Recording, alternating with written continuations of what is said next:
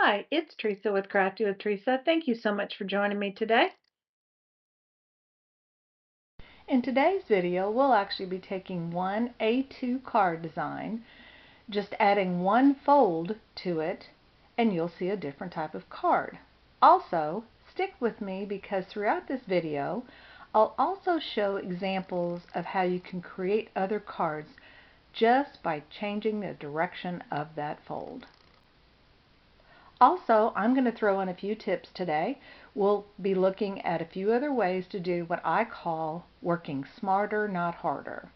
Now, enough of my chatting. Let's get to crafting.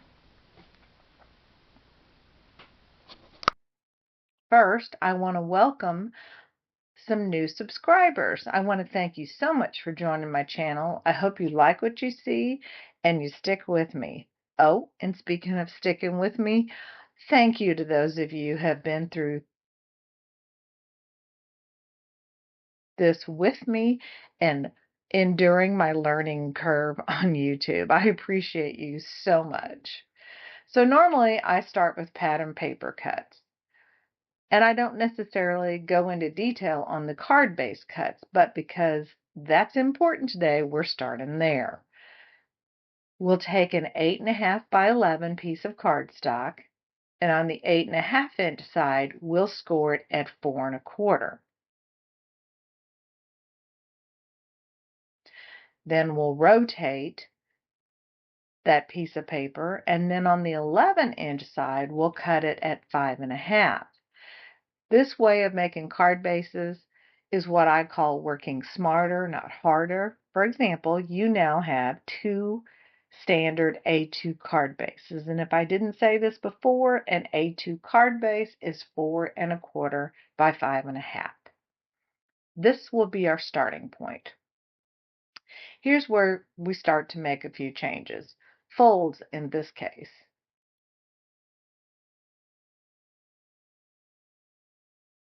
First, we'll take a look at a Z-fold card. We'll start with our first crease at 4 1/4.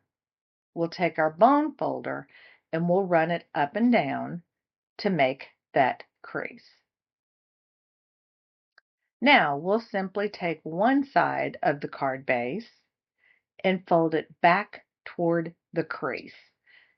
Now we folded it back, we creased it, and now we have our first card, which is a Z-fold card.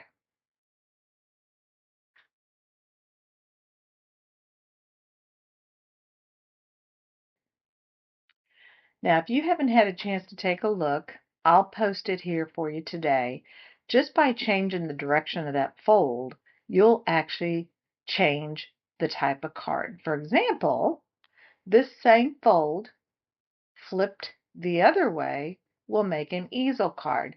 And here's a picture of the easel card that I made that's in that video a few weeks ago. That fold is at 2 1/8. I believe I used a December paper pumpkin kit, some of the supplies left over from that, and some other pretty design paper.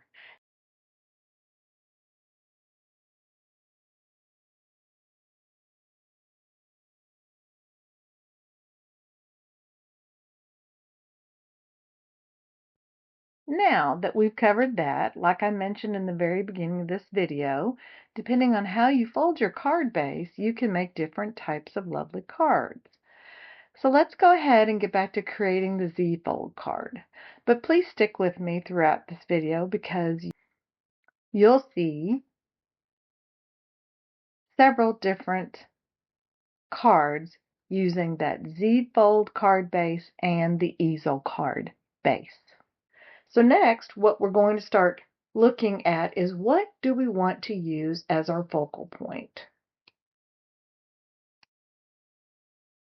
So here's my plan,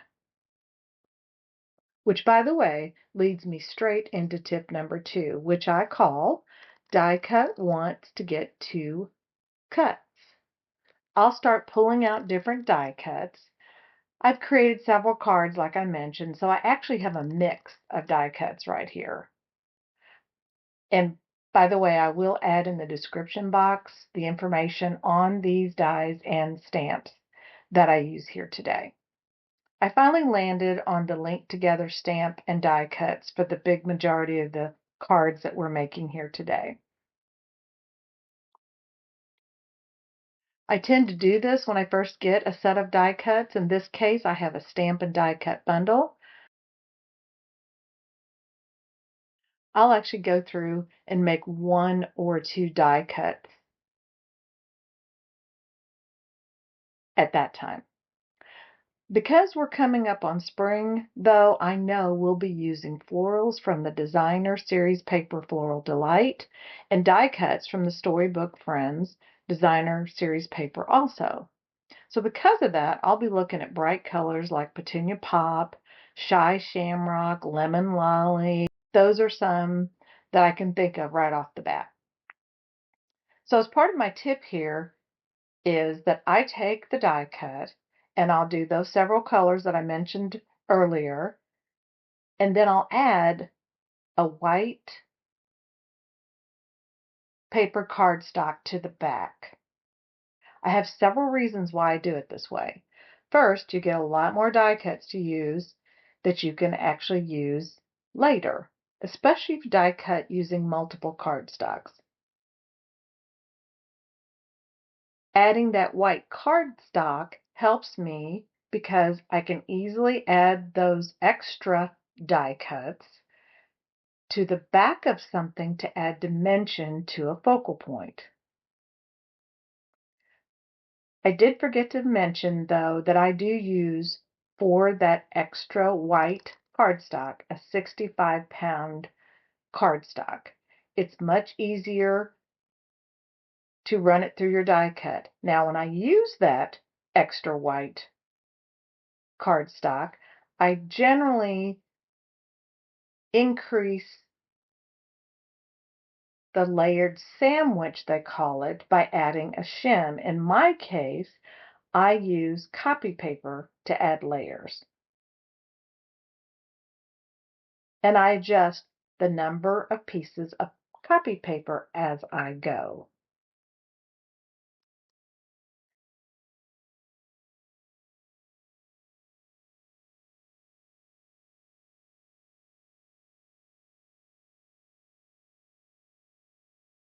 Now take a look. Here are a ton of die cuts that I made, including those white cardstocks.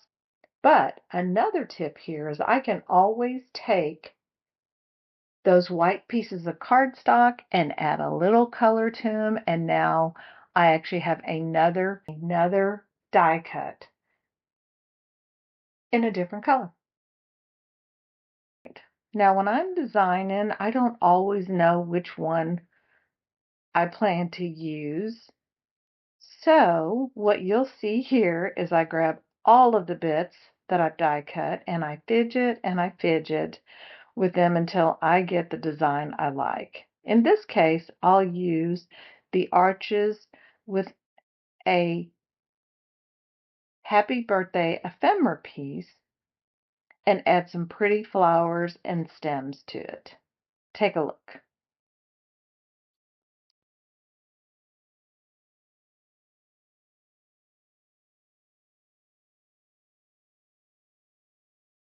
We'll look at a few things here. We'll take a look at the ephemera sentiment, happy birthday. I wanted to add some color to it, so for me, the quickest and easiest way to do this is to grab my alcohol-based markers and just color it to match the card colors. The second thing that we'll do here is, I wanted to point this out. Remember when I mentioned one of the benefits of making the multiple die cuts to add dimension? Well, I actually do that here. I'll add those extra pieces of white cardstock to the back of the arch. Then I'll add the frame that's done in Petunia Pop and add it to the front of the white cardstock for those arches. So voila, here's our focal point done. What do you think?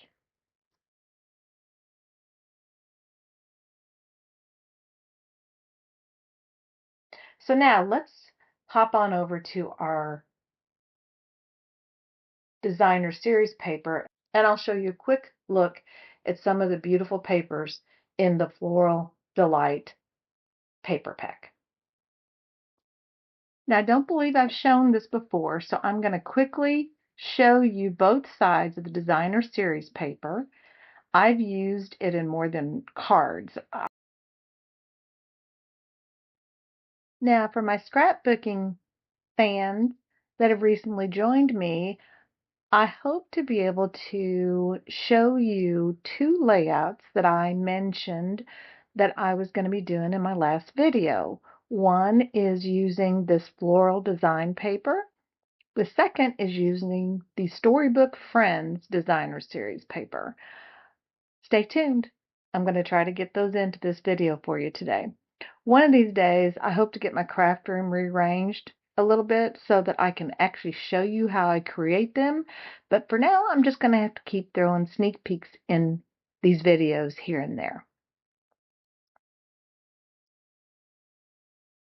Next, let's walk through some of the cuts.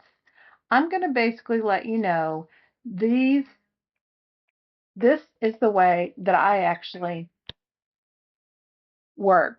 I'm what you call easy peasy type of person. So the first cuts we make will be the cardstocks.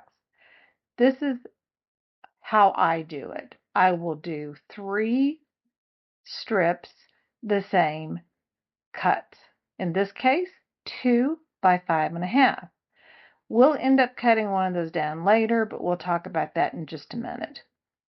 Second, I'll grab the designer series paper and I will make the cuts of that paper to 1 3/4 by 5 1/4. Basically, a 1/4 inch thinner than the cardstock pieces. Let me show you what I'm talking about.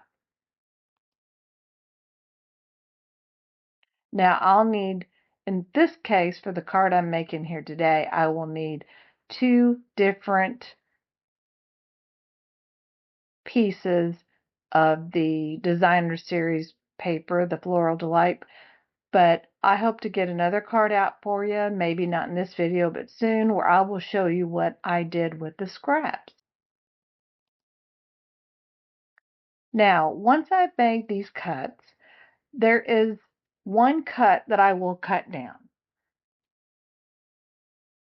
The inside of the card, here's what I like to do. I like to leave a little bit more room to write the message. So what I will do is I will take the piece that goes on the inside of the card and I will cut those down. Basically what I'll do is I'll cut that down to 1.5. That's the only change that I'm making to these 3 cuts. And the reason, again, why I do that is I want a little bit more room for people to write their message. So that's the cut that we're going to make here with that piece. Again, this goes on the inside of the card.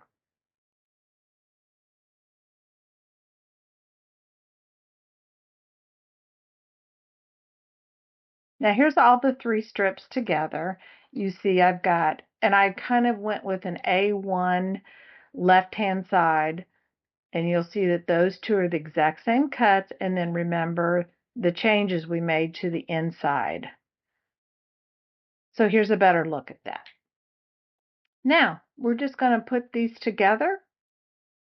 I've already put the cardstock and the designer paper together, so this will be really quick. We'll lay those right on the top. Finish that up, and we're pretty much done. As we assemble it, I'm just going to take a few minutes to explain one thing to you.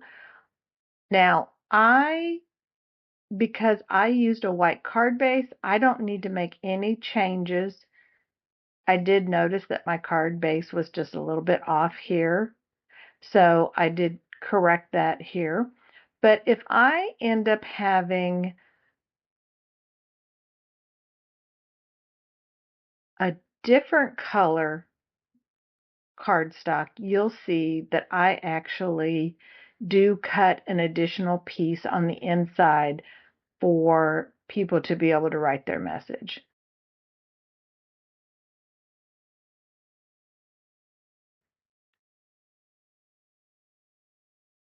We'll add our focal point to the front of that card, and there you have it. I wanted to take a minute to show you these other cards that I've finished. You'll see again that I have several of the Z-fold cards and several of the easel cards. So I hope you enjoyed today's video. If you do, I'd love it if you would hit that subscribe button and join my channel. If you have a minute, if you'll hit the notification button, that way you can see the new videos as they come in. Oh, and if you like and comment, it'll help YouTube to notice me. Plus, it helps me to know what additional videos you might like to see. So, thank you again for joining me, and until next time, have a great day.